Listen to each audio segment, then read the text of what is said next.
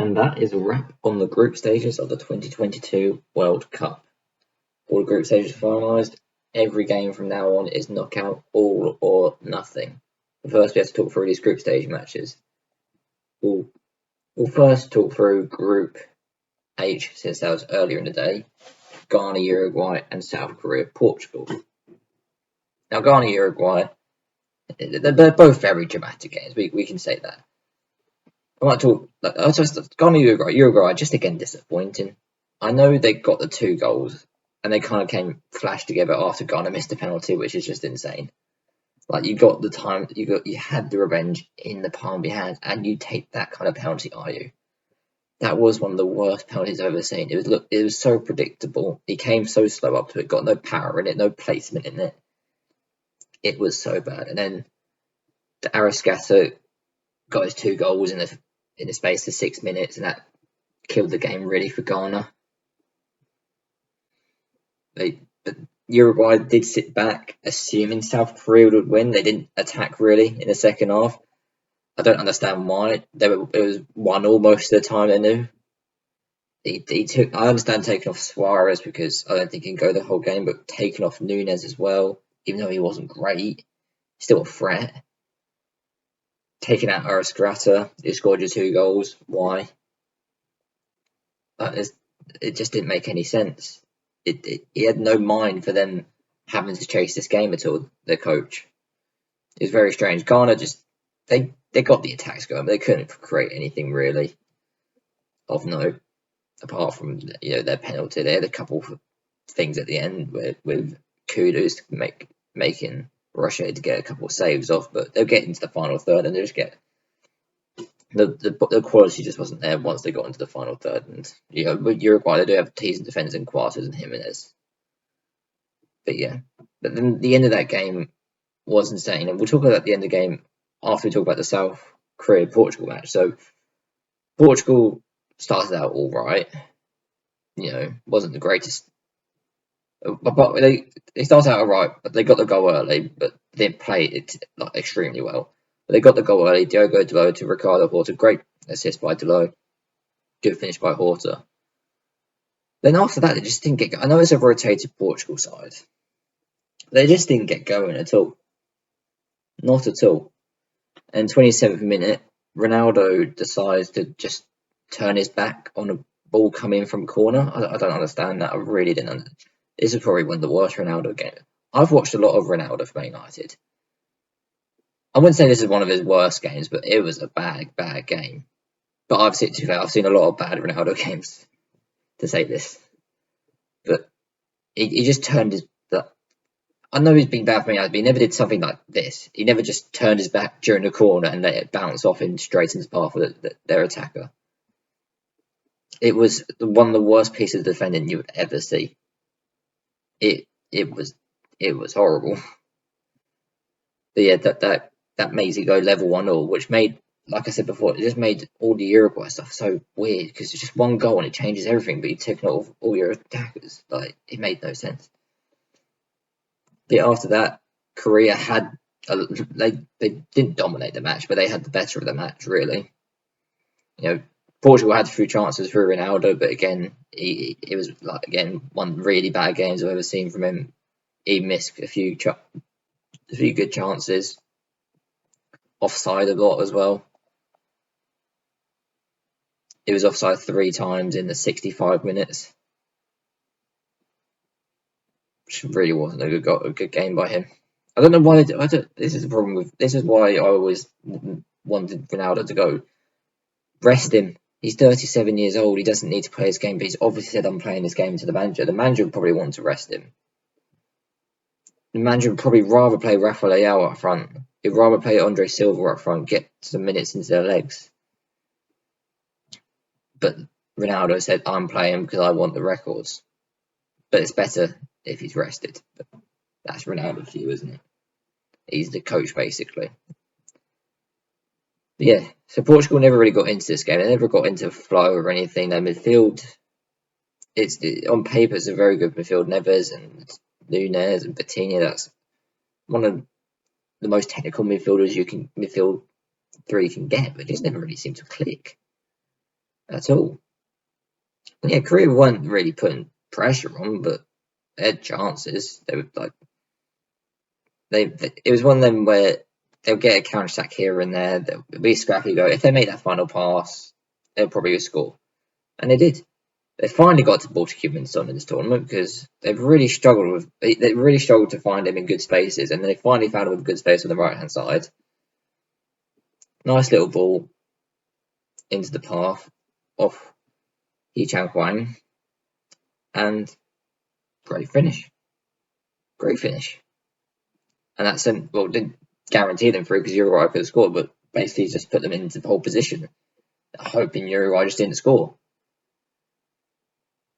Great by South Korea. I know Portugal already qualified, so it don't really matter to them, but it's just you'd want to see your backups play well, but if you look at all the other countries, we'll talk about Brazil later, backups with no game time together against a team that's played together a lot is a struggle. So good vote by South Korea. Looking forward to seeing them in the knockouts. They'll probably get knocked out, but looking forward to seeing them at least. At least they're there. Because they are playing Brazil, so likely it is. They are going home. Then we'll go back to the Ghana-Uruguay game. So Uruguay find out they have to score. Ghana this whole time been attacking so much to try and get 2 goals.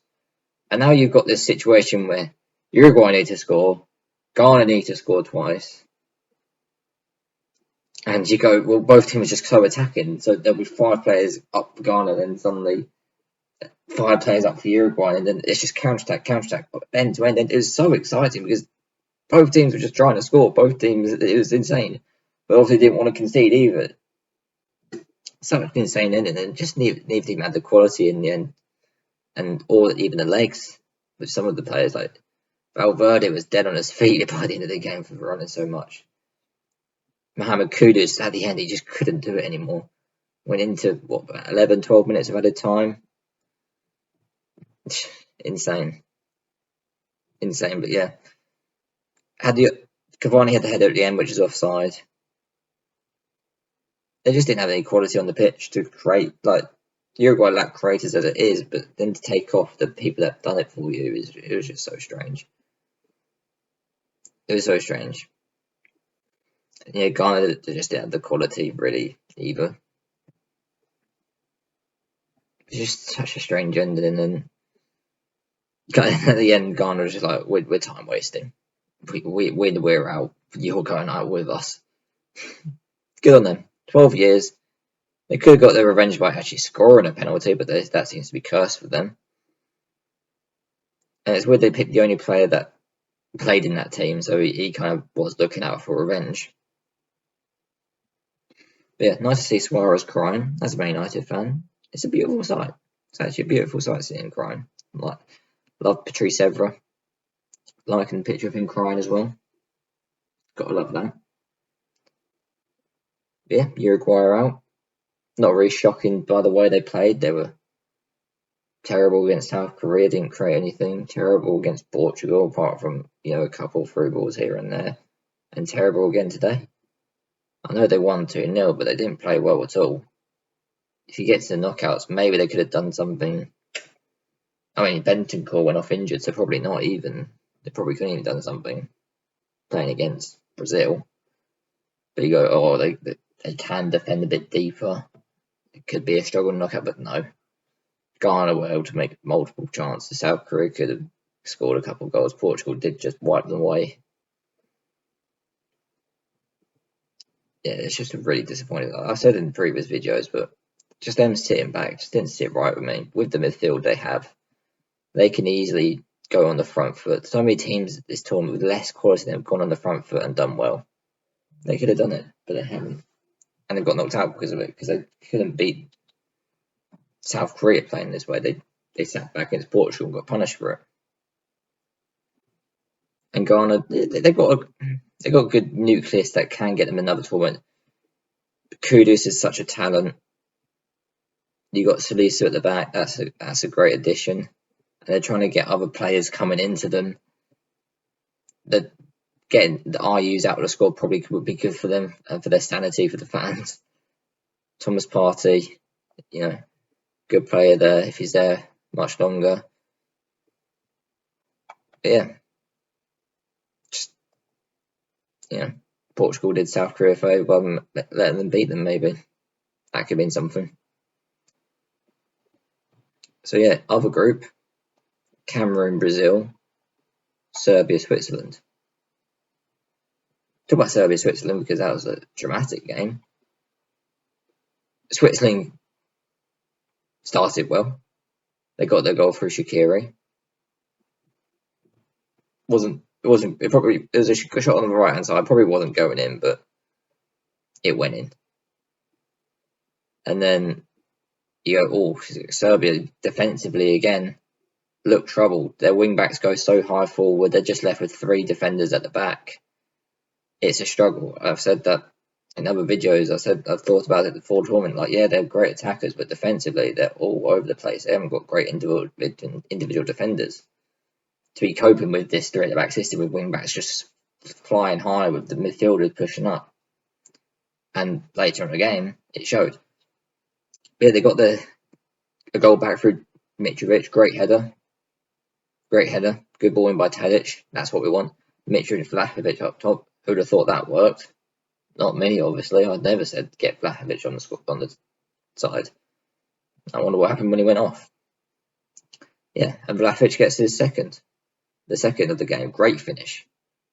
I don't know what this manager's got against him for taking him off. But great finish. And you going into half time, 2-1 up. That's what you want. You're going through. They concede. Just none of their backline for Switzerland's equaliser. None of them backline realised the danger. So the ball shifted out wide to the right back, and they're just all on their heels with a massive gap between the goalkeeper and the centre back. With the fullback approaching the byline, it's just a simple tap across the area. The keeper doesn't come out. The defenders aren't deep enough, and Bolo's the quicker player. Great attack by Switzerland. It's a really good play by Switzerland, but really bad by Serbia. And that's really let them down in this tournament. Their defence. 8 goals conceded in the group stage. That's really bad. Really bad. And their attack was good. Like, scoring 5 goals, most in the group. Scoring 8 goals is as many that everyone else conceded combined. It's what it says. And then, okay, there's 2-2 going into half time. Switzerland are going through with this, so you think, they might, drop off a bit, sit back. But no. Serbia's defence just opens up again, and Florida comes in and scores. Good play by Switzerland again. But just again, poor defence. Like, Switzerland weren't great in this game. But Serbia, especially in the first half, they were able to find gaps, but Switzerland were able to counter them quite a bit. But in the second half, they just weren't able to create anything. They weren't able to sustain any pressure. It was a really bad performance. Milinkovic-Savic in midfield kind of disappointed me. I thought he had done a lot more. But, the midfield of Freud and Xhaka work quite well together. There's good energy in there, good ball playing ability as well.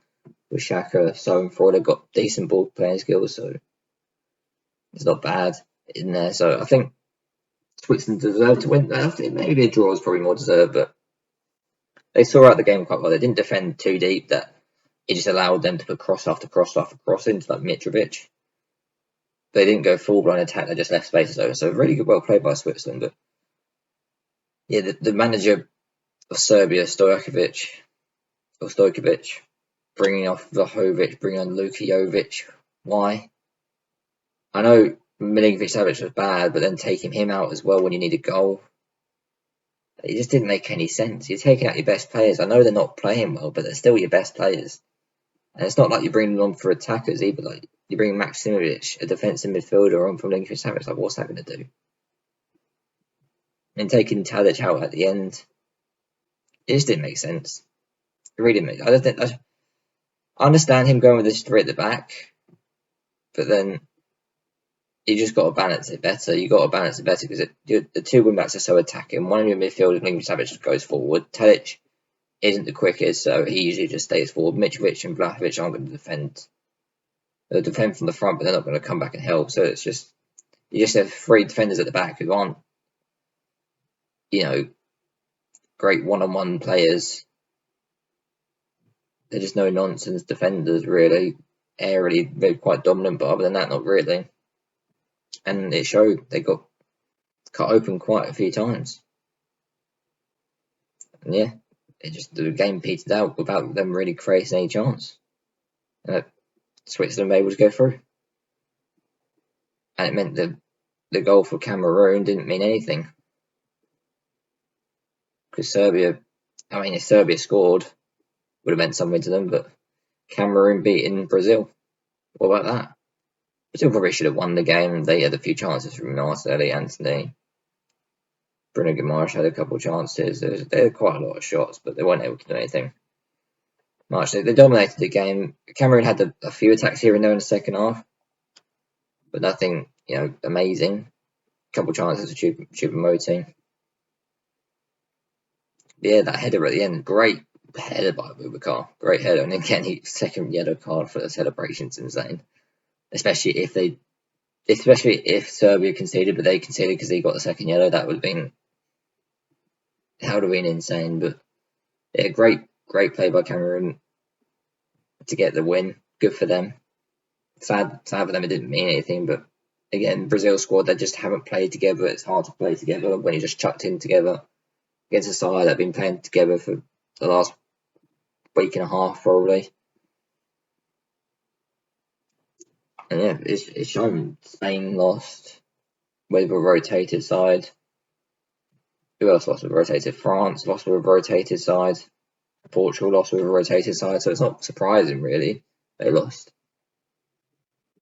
But yeah, they still top the group, Brazil, with 6 points. Yeah, Switzerland had to win by a few, by what? 5 goals? No, by 5 goals, about 3 goals to go through, which wasn't going to happen. It could have happened if they were more ambitious the second half, but they would have left open gaps. But yeah, none of the Brazil. The thing with Neymar going out of Brazil squad, I hope he's back for the knockouts. But there's that hole in their attacking midfield area that playing that 4-2-3-1. There's that hole in that attacking midfield area that connects the midfield to the attack, that connects the centre to the wings. Rodrigo's not that guy. So that they really lack creativity in some, especially in this game and the Switzerland game. It showed there was just a bit of lack of creativity in that middle of the park. There's no connector. Lucas Paqueta can kind of play that role. Bruno Guimaraes can maybe play that role a little bit, but not much. So I just haven't got that guy off the bench that can play that role. So Neymar is just so important to them. And then having to play 39, 40-year-old Dani Alves on the bench, on the pitch, probably isn't the greatest idea either. And he hasn't played a full game as well, with Alex Telles on the other side, who's not the most defensively sound. There's a reason these guys are backups. Yeah, great group stage action. Great group stage action. That means all the knockout stages are set. And it looks like it's going to be a bit of fun.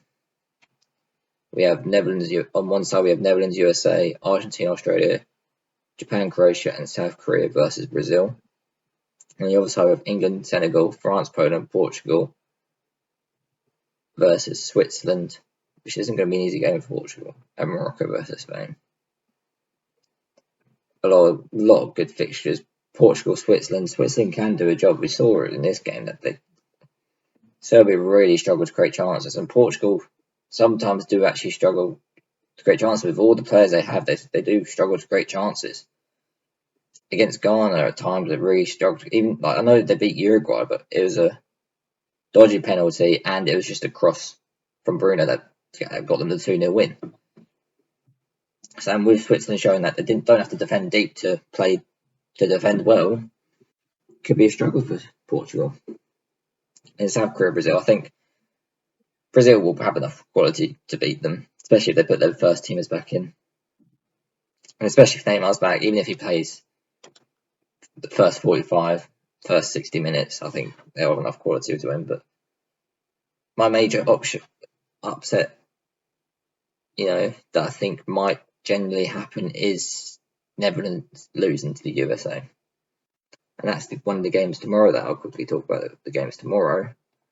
Netherlands USA is the first game. I think the USA, if they play the way they did, can cause Netherlands problems. Ecuador caused them a lot of problems. Qatar caused them a lot of problems. Senegal caused them a lot of problems. I really think that the USA can win this game. They showed against England that they had this tactical nous to them. They all know what they're doing. They all know their positions to be. They can press high. They were naive, I think, against Wales. And I think it's a massive adrenaline dump after half time. That they just gassed out and they couldn't do anything about it. But against Iran, against England, they were conservatively aggressive. And that was really well played on their part. And they got quality in there as well. I think the USA's midfield is better than Netherlands. De Jong, it'll probably be a midfield De Jong, Klaassen and De Roon. I just don't think it's that good. De Jong's good, but he always needs a partner next to him. And at Ajax, that was Schöne. At Barcelona, he struggles to do it on his own in his pivot at times. He needs Busquets and Pedri beside him. He's never the guy to do it by himself. And with De Roon and Klaassen next to him, it's all on him to progress the ball at the pitch. And with ball winners like McKennie and Tyler Adams, players like Musa who are very energetic, I think they can cause Netherlands problems because they do really lack energy. When you're playing Daley Blind as one of your wing backs, that's a side that lacks energy. And I never liked him playing Daley Blind as that left wing back. I don't think it works. You want your wing backs flying high and wide. You don't want them, struggling to run at times like Daley Blind does. Yeah, I think USA. I think they are going to beat Netherlands. Netherlands have been really bad at times this tournament, and it was not an easy group. It was a group they did win. They did win, but against Senegal, it probably should have been a draw. Against Ecuador, they probably should have lost. Against Qatar, they won, but it wasn't convincingly in the end. And it should have been a lot more convincingly with the talent they have. So I think USA will win. And then Argentina, Australia, Argentina's going to win that, aren't they? They've really improved in the last few games. They don't concede chances. Australia don't create many chances. They get about 1 or 2 opportunities a game that they've shown, even against the likes of Tunisia. Even against Denmark, they got 1 opportunity in the game and they scored it. And Argentina don't give up many opportunities, so I think Argentina are going to win 2-3-0 their game. I think Messi's going to have a lot of fun in that game. So yeah, thanks for watching. Leave your comments below. Your predictions for the knockout stages. And yeah, and your thoughts on the group games. I think they're some great group games, some great upsets. Germany going out, Belgium going out, Uruguay going out. Some twists and turns all over the place. Been a great group stage and been great doing videos about it. So yeah, thanks for watching. Like and subscribe. And I'll see you in the next one.